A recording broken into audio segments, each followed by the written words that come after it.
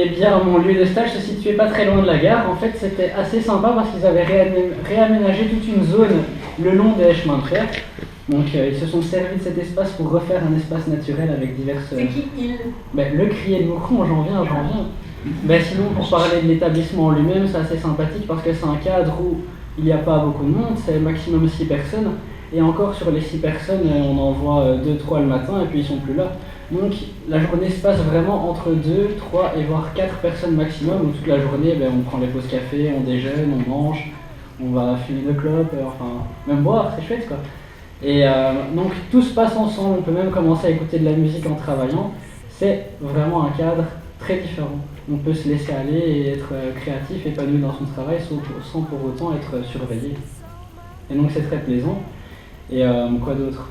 C'est vraiment le type d'endroit où on pourrait travailler une fois qu'on quitte la section environnement. Franchement, ça je pense que c'est intéressant à dire, parce qu'en arrivant là-bas, j'avais un petit peu peur, je savais pas trop qu'est-ce qui allait se passer, ce que je devais parler ou quoi.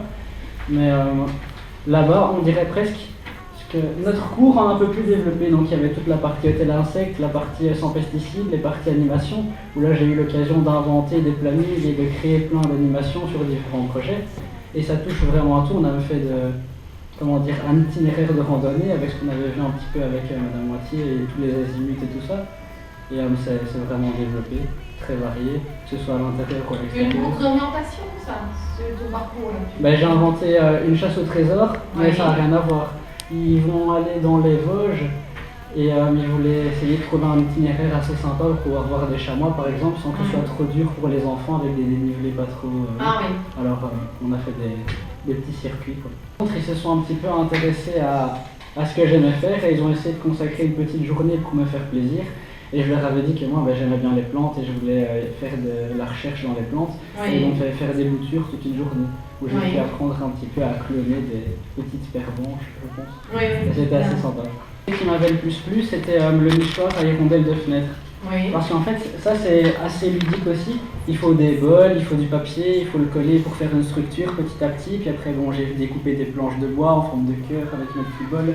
Et puis il fallait mettre du fil de fer pour les maintenir, créer des bonnes ouvertures, puis venir moudre des cartons à œufs, je sais pas comment on appelle ça, faire une espèce de grosse pâte et, comme du ciment, et puis faire une petite construction, des petites huttes africaines, enfin. C'était assez sympa. Est-ce que tu conseillerais ce stage en 5e, Maxime? Si par exemple on compte essayer de trouver un travail tout de suite avec notre qualification de technicien en environnement, c'est un chouette stage parce qu'on voit directement à quoi on peut être confronté. Comme avec les bases qu'on a. Franchement, avec les bases qu'on a appris ici en cours, c'était même facile, je vais dire.